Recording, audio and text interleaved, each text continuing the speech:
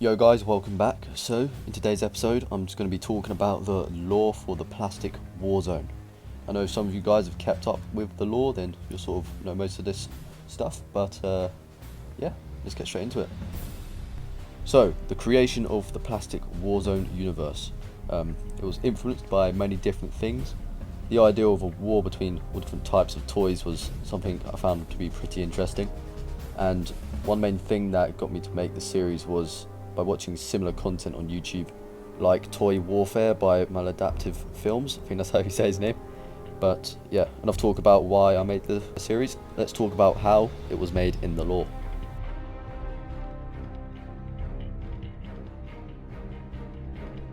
So in the lore, the creation of the plastic Warzone follows a similar event to the Big Bang Theory.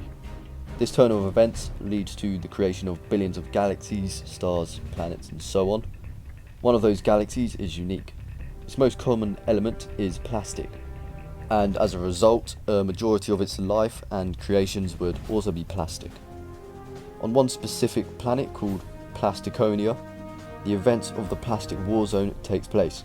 All of its stories, characters, history, and everything else takes place on this planet. So that's enough about how the creation of the universe was made, and let's get on to the next topic. So the next topic is about the factions. Now, there is a number of different races and factions that roam the plastic Warzone. I'll be specifically speaking about the main three. So, the first faction is the Halo faction. Originally a group of nomadic space travellers, they decided to make their home on Plasticonia after hundreds of years of exploring space. Upon arriving to this new planet, they brought with them a parasite known as the Flood, a huge threat to everything. With the help of Plasticonia's native race, the Old Ones, they were able to destroy the parasite. As a result of this destructive war, the Halo faction promised to never explore the depths of space, out of fear of the parasite returning. And so, they hid all of their space technologies around the plastic Warzone, in some of its harshest climates. Peace followed, and the Old Ones and the Halo faction lived relatively peacefully for hundreds of years, until a new faction arrived. The Lego faction appeared through portals, bringing with them armies of Lego soldiers. They had their eyes set on overrunning the plastic Warzone and claiming it as their own. Something they have done to many other planets. One unique thing about the Legos is that they have a natural ability to build machines that don't follow basic logic. This makes them a destructive force. They have also the ability to mass reproduce using cloning technologies, something that would prove to be a huge threat to both the Halo faction and the Old Ones. And so, with the Legos' aggression, a new war would take place, known simply as the Great Plastic War. This war would wage for 3 decades, and during this time, a new faction would be created.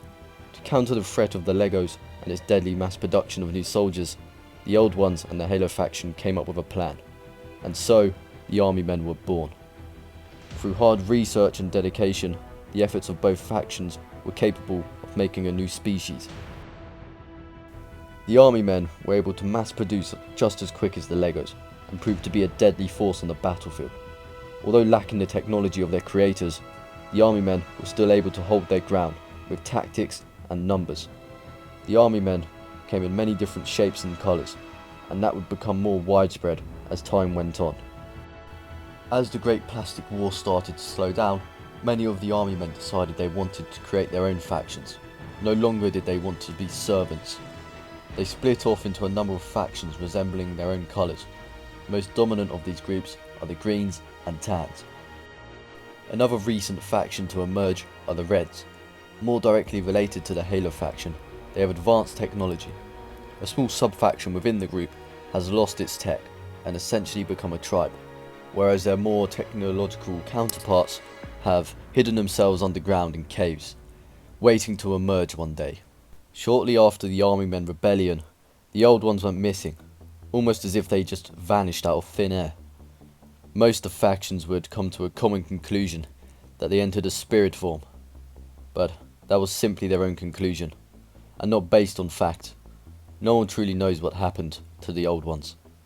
Now, there's also a number of breakaway factions and smaller groups, such as mercenary groups, pirate groups, rebel groups, stuff like that. There's also mutants and all these sort of things. They don't come under their own faction. They operate simply on their own basis, and they don't really follow the laws or regulations or anything to do with the main factions that dominate the Plastic Warzone. As of now, the current events of the Plastic Warzone have the Halo faction broken up into two groups, the Order and the Separatists. The Order wish to uphold the old teachings, and the Separatists want to start their own civilization. The army men still fight amongst each other in the Plastic Warzone, and are commonly seen fighting almost everywhere. The Legos, being unable to rebuild their last portal, have become much more defensive, choosing to hold the line and buy time for the Lego engineers to build up its cloning facilities, with the hope that one day they can claim back the land it's lost. The number of independent groups has skyrocketed, with people choosing to chase their own dreams. Mercenary groups like the Hellbringers operate with impunity and are widespread across the Plastic Warzone. All of this chaos has led to places being known as the Outlands, a place of unlawlessness and complete destruction. War happens here every day, piracy is rampant, and mercenaries operate all over the place. Most of these areas are avoided by the main factions, as it's pointless wasting resources to capture any of the land. So, that is all the current lore for the Plastic Warzone. I intend to expand on it at some point, but yeah, I hope you guys enjoyed. Let me know what you guys think down in the comment section, and yeah, I'll see you lot in the next one. Take care.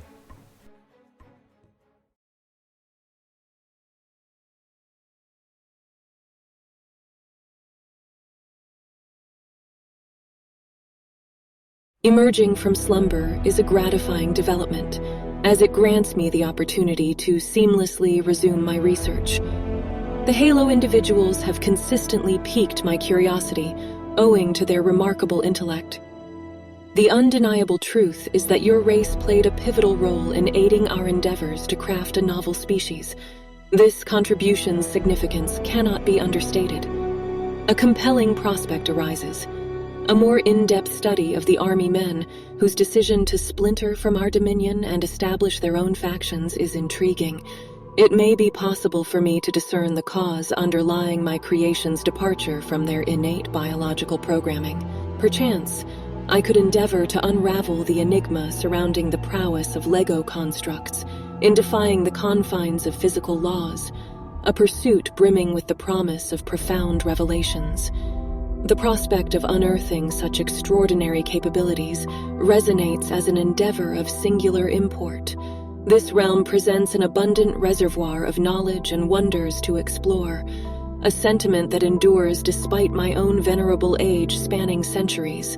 Indeed, the world's offerings continue to astonish even one of my seasoned disposition. Admittedly, certain quarters might regard my research as inhumane on occasion, or even as unequivocally unethical. However, it is all undertaken in service of what I perceive as the paramount welfare. Science invariably occupies a vanguard position in the trajectory of any advanced society, and at times, it becomes imperative to transgress conventional limits to attain objectives, even if such actions entail inducing harm. This constitutes a regrettable verity intrinsic to my endeavors, yet it is a veracity one learns to overlook when comprehending the profound significance of my research pursuits. Notwithstanding the perspectives of others regarding my endeavors, I am duty-bound to persist, as I stand as the sole proponent of this pursuit. Such determination is fueled by an unwavering commitment to the cause of science. Perhaps a future moment shall arise when I shall find contentment in the data amassed. Until such juncture materializes, the progression of my research remains an unswerving imperative.